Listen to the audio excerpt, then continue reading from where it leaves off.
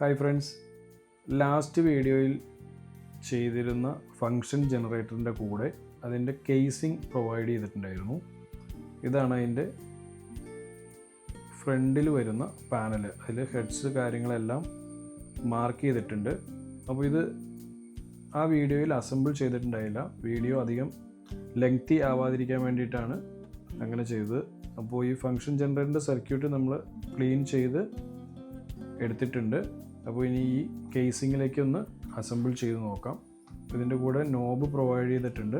3 നോബുണ്ട്, കുറച്ച് സ്ക്രൂസ്, ഏകദേശം 8ഓളം സ്ക്രൂസും 4 നട്ടുമാണ് ഇതിൻ്റെ കൂടെ പ്രൊവൈഡ് ചെയ്തിരിക്കുന്നത്. അപ്പോൾ ഇതൊന്ന് കേസിലേക്ക് ചെയ്ത് നോക്കാം. ഓക്കെ, ഇത് കേസിലേക്ക് അസംബിൾ ചെയ്യുന്നതിനായിട്ട് ഇതിൻ്റെ ഈ പ്രൊട്ടക്റ്റീവ് ലെയർ ഒന്ന് പീൽ ചെയ്ത് കളയണം. നല്ല രീതിയിൽ സ്റ്റിക്ക് ചെയ്തിട്ടുണ്ട് ഇതിൽ.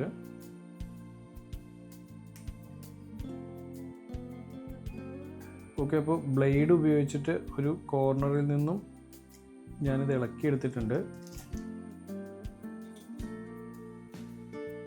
അതുപോലെ കട്ട് ചെയ്തതിൻ്റെ കുറച്ച് ബാലൻസ് പീസൊക്കെ ഇവിടെ ഇരിക്കുന്നുണ്ട്. അതെല്ലാം ഒന്ന് പുഷ് ചെയ്ത് കളയണം.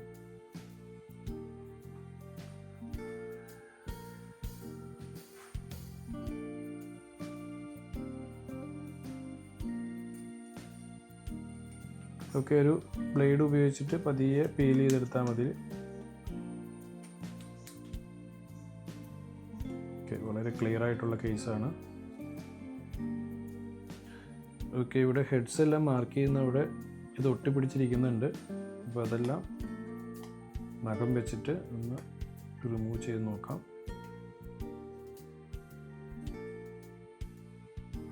സ്ക്രാച്ച് വീഴാതെ പ്രത്യേകം ശ്രദ്ധിക്കണം. എളുപ്പത്തിൽ സ്ക്രാച്ച് വീഴുകയും പൊട്ടിപ്പോവുകയും ചെയ്യുന്നതാണ്.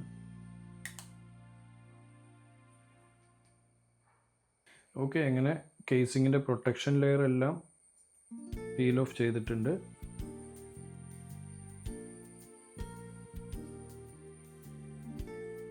ഇനി ഇതൊന്ന് അസംബിൾ ചെയ്ത് നോക്കാം. അപ്പോൾ ഇതിൽ PCBക്ക് 4 സ്ക്രൂ ആണ് കൊടുത്തിരിക്കുന്നത്.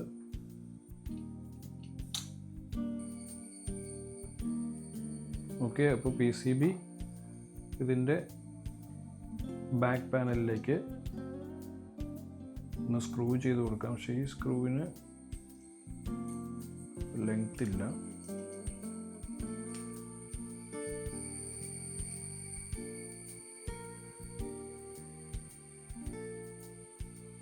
ഓക്കെ, പ്രൊവൈഡ് ചെയ്തിരിക്കുന്ന സ്ക്രൂവിൻ്റെ നീളക്കുറവ് മൂലം ഇത് PCB സ്ക്രൂ ചെയ്യൽ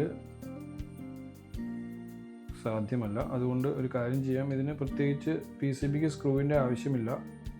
കേസ് സ്ക്രൂ ചെയ്യുമ്പോൾ ഇത് കൃത്യമായി തന്നെ ഇരുന്നോളും. അങ്ങനെ വരത്തക്ക രീതിയിലാണ് ഇത് കട്ട് ചെയ്തിരിക്കുന്നത്. അപ്പോൾ അങ്ങനെ ഒന്ന് ചെയ്ത് നോക്കാം. സൈഡ് പാനൽസ് വയ്ക്കുമ്പോൾ പ്രത്യേകം ശ്രദ്ധിക്കണം. ഇവിടെ ഈ കണക്ടറിൻ്റെ ഇവിടെ ഒരു പ്രത്യേകം കട്ടിങ് കൊടുത്തിട്ടുണ്ട്. അതനുസരിച്ച് വിട്ട് വേണം ഇത് സൈഡ് പാനൽ ഉറപ്പിക്കുന്നതിന് വേണ്ടിയിട്ട്.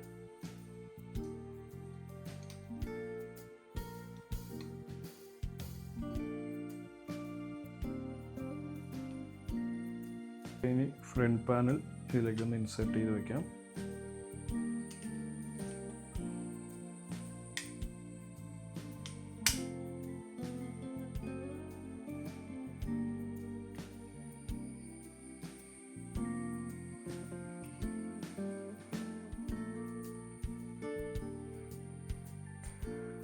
ഓക്കെ, ഇത് കറക്റ്റ് സ്യൂട്ടാണ്. അപ്പോൾ ഇതൊരു സാൻഡ്വിച്ചിങ് രീതിയിലാണ് കൊടുത്തിരിക്കുന്നത്.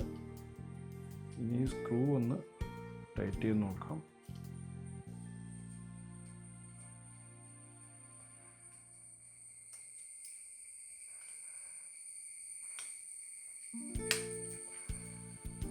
ഓക്കെ, ഓവർ ടൈറ്റ് ചെയ്യാതിരിക്കാൻ പ്രത്യേകം ശ്രദ്ധിക്കണം. ഇത് പെട്ടെന്ന് പൊട്ടിപ്പോകുന്ന കേസാണ്. ഇവിടെ ഇതിൻ്റെ സ്ക്രൂ ടൈറ്റ് ആകുന്നതിന് വേണ്ടിയിട്ട് ഇവിടെ ഹോള് കറക്റ്റായിട്ട് തന്നെ കൊടുത്തിട്ടുണ്ട്. ഓക്കെ, അപ്പോൾ ഇതാണ് ഇതിൻ്റെ മാർക്കിങ്സ് എല്ലാം. ഇവിടെ ജമ്പർ സെറ്റിങ്സ് കൊടുത്തിട്ടുണ്ട്. 65K to 1 MHz വേണമെങ്കിൽ ജമ്പർ അതിലേക്ക് സെറ്റ് ചെയ്യാം.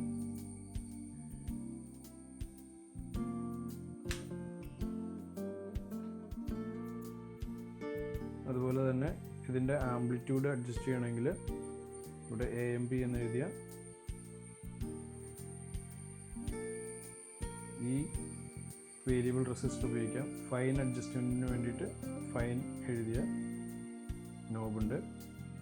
കോഴ്സ് റാപ്പിഡ് അല്ലെങ്കിൽ സഡൻ ചേഞ്ചസ് എന്തെങ്കിലും അഡ്ജസ്റ്റ് ചെയ്യണമെങ്കിൽ അതിനുള്ള നോബ് കൊടുത്തിരിക്കുന്നു. അപ്പോൾ ഇതെല്ലാം നമുക്കൊന്ന് ഇൻസേർട്ട് ചെയ്ത് കൊടുക്കാം.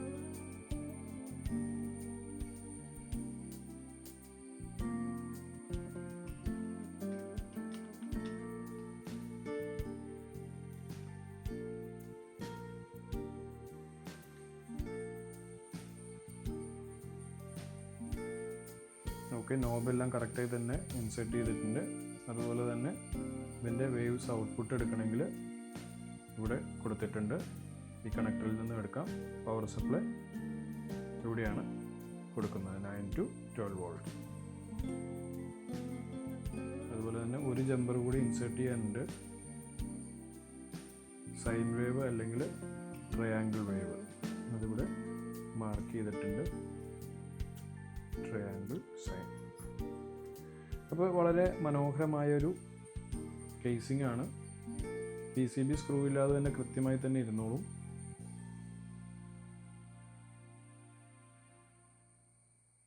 ഓക്കെ, അപ്പോൾ ഇത്രയുമാണ് ഇന്നത്തെ വീഡിയോയിൽ ചെയ്യാനുള്ളത്.